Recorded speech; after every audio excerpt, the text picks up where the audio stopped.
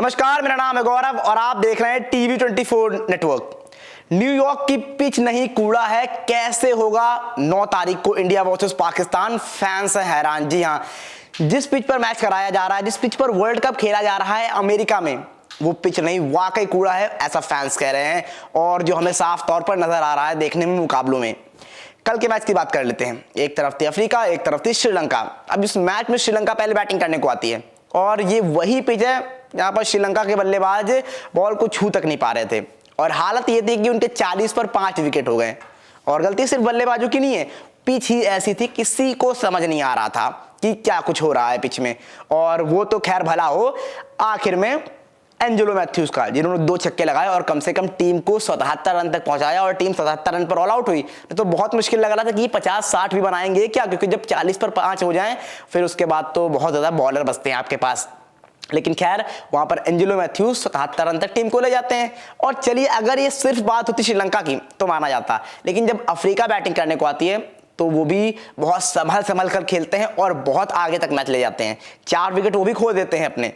26 run पर 2 wicket हो चुके होते हैं और बहुत स्लो खेल रहे होते हैं। तो साफ तौर पर नजर आता है कि ये पिच शायद वर्ल्ड कप के लायक नहीं है। और अगर वर्ल्ड कप की हम बात करते हैं तो पिछले वर्ल्ड कप में हमने देखा 2023 वाले ओडीआई वर्ल्ड कप में कितनी जबरदस्त पिचें थी।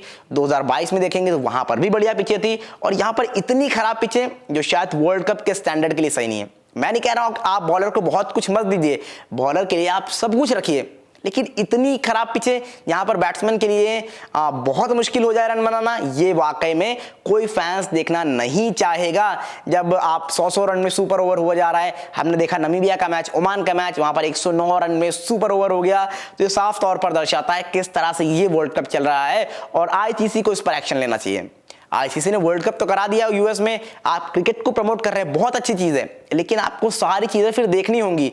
आप उस जगह पर इस स्टेडियम को बनवा रहे हैं और ये वहां पर वर्ल्ड कप करवा रहे हैं जहां पर अभी 3, 4, 5, 6 महीने पहले स्टेडियम का नामो निशान नहीं था। वो एक पार्क था, आपने वहां पर उसको स्टेडियम में तब्दील कराया। और ये बाकी स्टेडियम की तरह नहीं है जो इंडिया में है या ऑस्ट्रेलिया में है, ये एक टेम्परेरी स्टेडियम माना जा रहा है। ये बताया जा रहा है कि वर्ल्ड कप के बाद ये सारी चीजें जो भी स्टेडियम के तौर पर लगी हैं वो हट जाएंगी, ये फिर से वैसा का वैसा हो जाएगा, जो कि दर्शाता है कि ये भैया फिर किस तरह का क्रिकेट हो रहा है।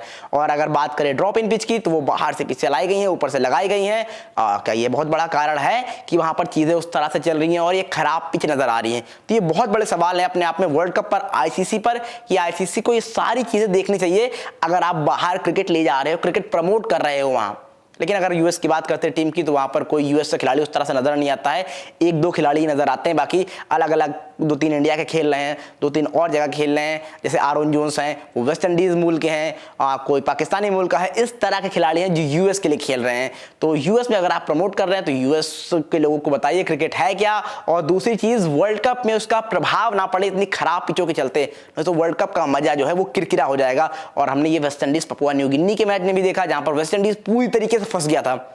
एक समय लग रहा था पपुआ न्यू गिनी ये मैच जीत जाएगा, वो तो चलिए रॉस्टन चेज और जिता दिया उन्होंने, बल्कि आंद्रे रसल ने। तो ये बहुत मुश्किल हो जाता है इस तरह की पिच पे वेस्ट इंडीज के लिए जीतना।